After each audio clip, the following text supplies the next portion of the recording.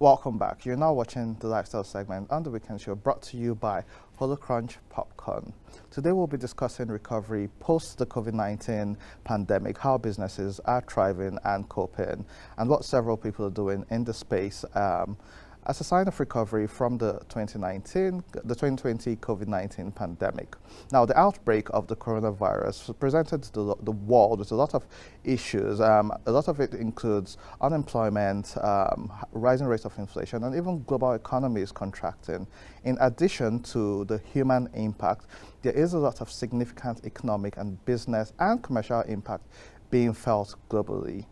On the show today, we take a look at how business development post COVID-19 and how entrepreneurs and business people are faring post-pandemic as the rest of the world opens up. To discuss this with me on this segment, I have Ehi Silence. He is the MD and CEO of Jireh Technologies Limited, joining us virtually. Good morning, Ehi, and welcome to the Weekend Show. Good morning, good morning, good morning. Trust you are good this morning. Yes, we are. So we are talking about business development post the pandemic, even though it's not fully gone, but we're now almost at a recovery stage. And so we're talking about how it has affected entrepreneurs, businesses in different sectors. So can you tell us about how the pandemic affected your sector in the last 1 year and how you are moving into recovery at this current time? Well, in the last 1 year, it's been very, very interesting. It may not be right for me to judge with what is happening to us as an organization. Maybe I just introduce myself so that at least the audience will know who is talking. My name is Ehi Silence, as has been said. I'm the CEO of Jireh Technologies Limited, so that's an oil and gas servicing company. We render ICT services to the oil and gas company. So I will say that within this pandemic and as an organization that is a service oriented, we're seriously impacted. But however, the negative impact has come and it's going because, I mean, it's generally a human race, the entire global phenomenon. So today, things are picking up, but the effect of the pandemic has been very, very drastic. So we are picking up. The oil and gas was worse hit. The service organization obviously would have been affected. So, but a lot of things have been done within the last 1 year to come up to stream. Yes. So, in recent times, as a result of climate change, a lot of organizations in the world generally has been pushing for a reduction in production of fossil fuels, carbon emissions, and Nigeria as a country, we've lost a lot of revenue as a result of oil. And so even this year, the NNPC has recorded losses. How sustainable is the oil and gas sector in Nigeria? So are you people moving towards biofuel, or will you continue? Is it back to the same?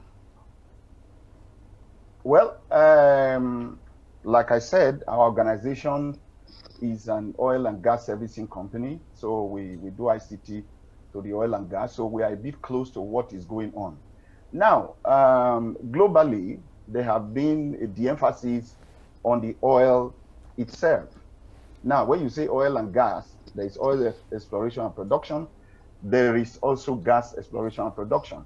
So the emphasis is shifting currently globally because of the global demand for gas to gas. So the emphasis for the oil and emphasis for the gas. So that is the transition, and that transition is come in for so many years and is still ongoing.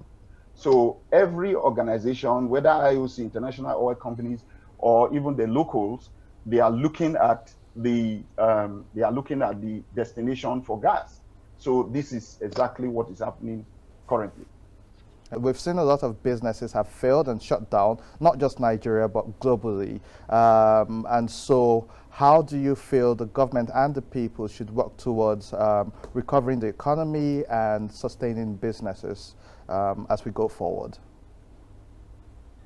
Well, thank you very much for that question. As an actor in the Nigerian economy, we have a little to say, but maybe I just talk a little on sustaining our business before I go to what government will have to do, in this regard.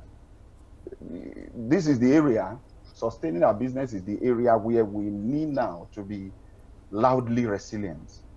All oil and gas service provider must go into their cocoon to immediately start to re-strategize a new sustainable business model.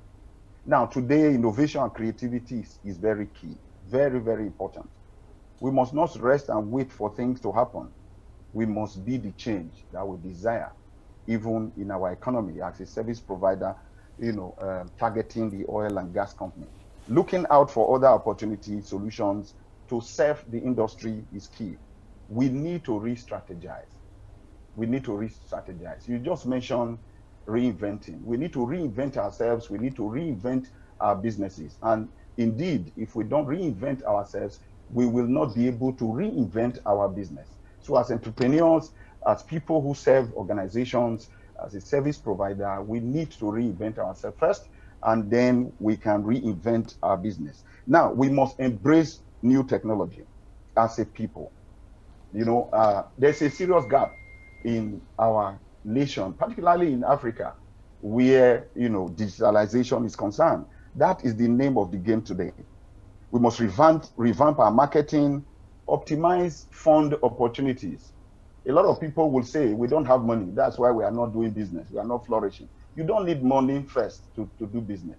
What you need is an idea and your passion. And money will fall in when the time comes.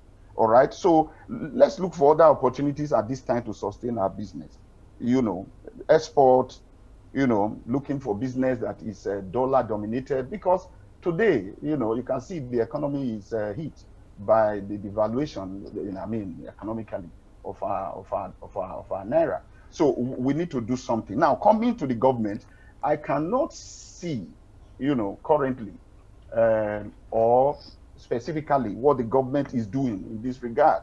So we literally have to help ourselves, out of this situation. So the government in the oil and gas has what they call for SME, relief package, fund grants and so on and so forth. But there are very stringent measures in getting these funds.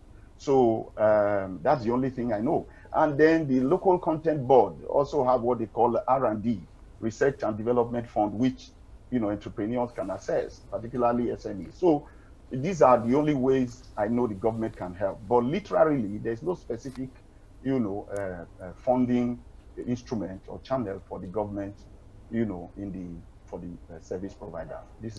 Ehi Silence, that's a very good place to leave it. Thank you for your time and for honoring our invitation to be on this show. We hope to have you again when we need your opinion on the show. Thank you very much. Thank you so much. Thank you for having me. I think your work. Thank you. You're welcome. Thank you. I think